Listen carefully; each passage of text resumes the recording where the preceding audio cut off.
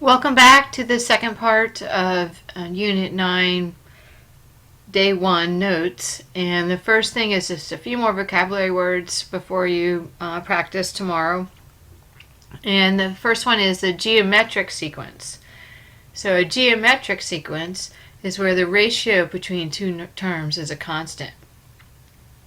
So this is, remember, a list of numbers that each time you're going to multiply by the same number as you're going through the list of numbers. The equation for the geometric sequence, and again you do not need to memorize these, they're all going to be given to you, is a sub n is equal to a1 times r to the n minus 1. And that's for all n greater than 1. So the first term you'll have to be given, and then, or a way to figure out the first term, and then from then on you will be using this formula to find any other term. Alright, so more on patterns. Take a look at number 1 and number 2, and first just take a minute and determine what is the constant that is being multiplied here. Okay, for number 1 you should see that it's times 3. So 2 times 3 is 6, 6 times 3 is 18, and if you can immediately see the pattern, that's great. You can see what your r is. R is going to be equal to 3 in this case. If you're struggling to find r, the way to find it is to take the second term and divide the first term.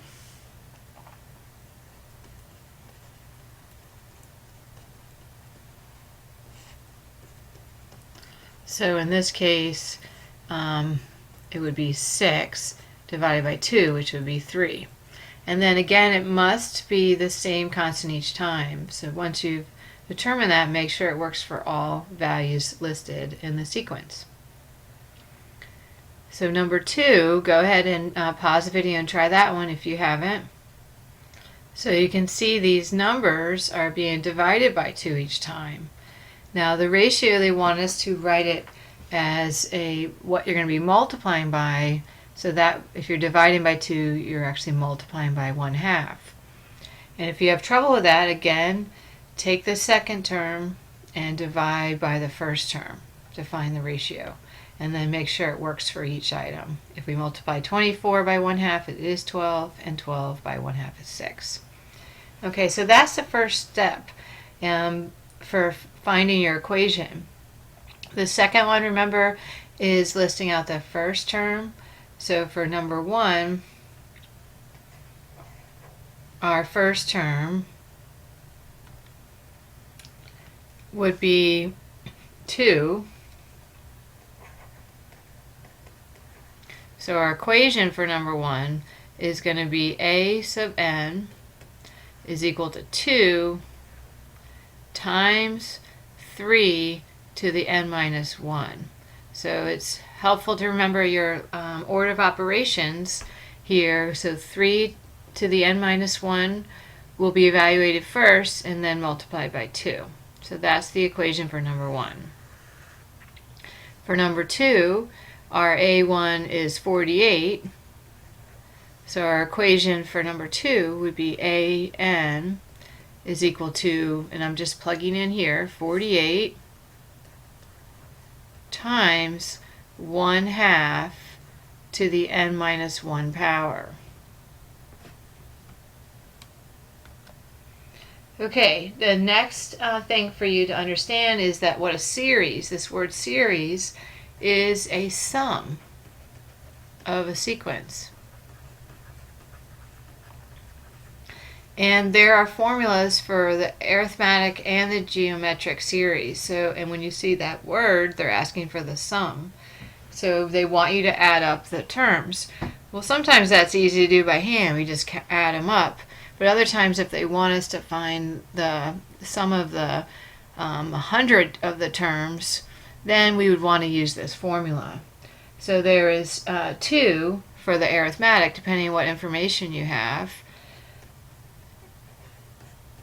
If you know where it ends and where it starts, you use this one. We know the first term and the last term.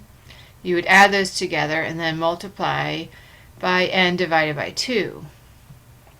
Okay, so our second one is if we might not know the last term and we don't want to do all the steps to figure out the last term because it would take longer than using the second formula, then we'll use this formula, and it's n divided by 2 times a1 plus n minus 1 times d.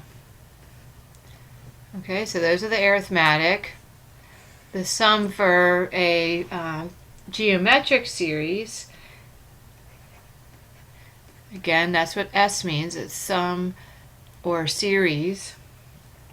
That is equal to a1, 1 minus r to the n, divided by 1 minus r, where r is not equal to 1. If r was 1, then this would be undefined.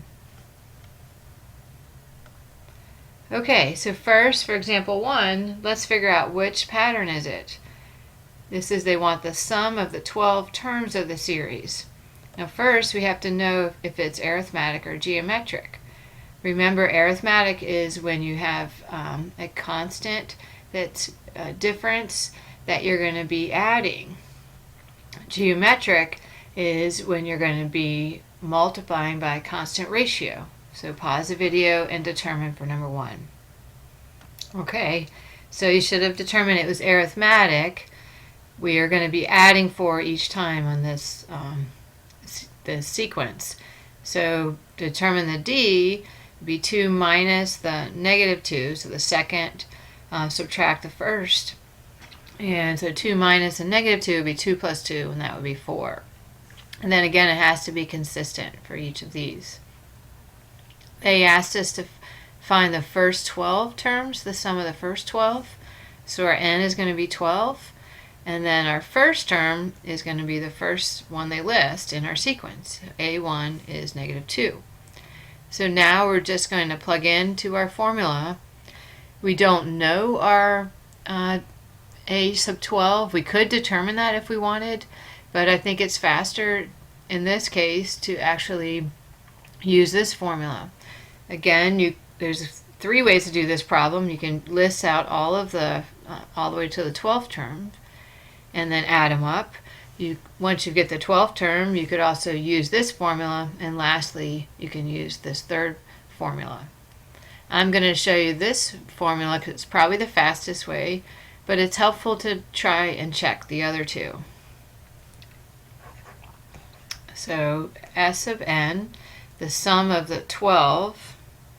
So our sum, we're going to change n to 12 because that's what they want us to find.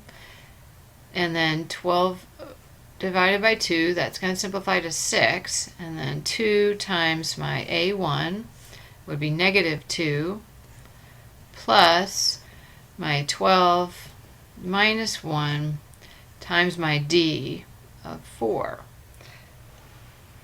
Okay, go ahead and try to simplify that and bring it back with your sum. Okay, you should get your sum to be 240.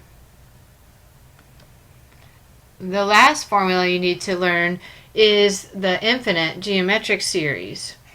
And it looks like S with an infinity sign, and that helps you remember that anytime you see them asking for the infinite geometric series, this is the formula you're going to use. Again, it's on your formula sheet.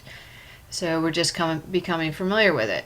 And the formula is a sub 1 divided by r minus r, 1 minus r. And then r, the absolute value of r must be less than 1.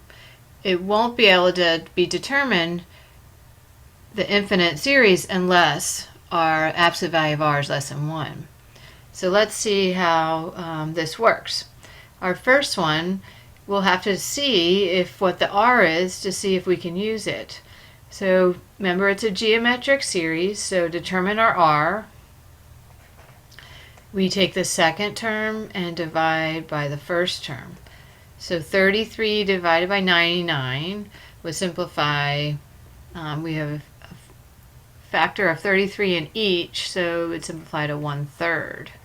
And then we want to make sure that works for all of them. If I were to multiply 33 times 1/3, I would get 11.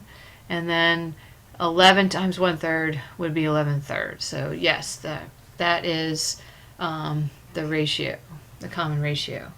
And that 1/3 is, for r, is less than 1. So this one we can use.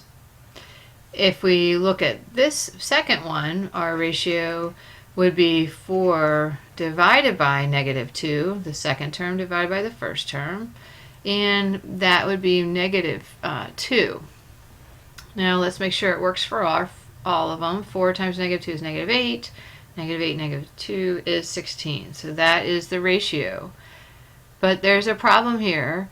Our absolute value of -2 is 2. And that's greater than 1. So we can't find the infinite series for the second problem, because 2 is greater than 1. Go ahead and pause the video and try number 1, A here, A, plugging into this formula. Okay, so you should have found 99 was our first term, so that get plugged in for A1. And then R, we said, was 1/3, so that was plugged in for R.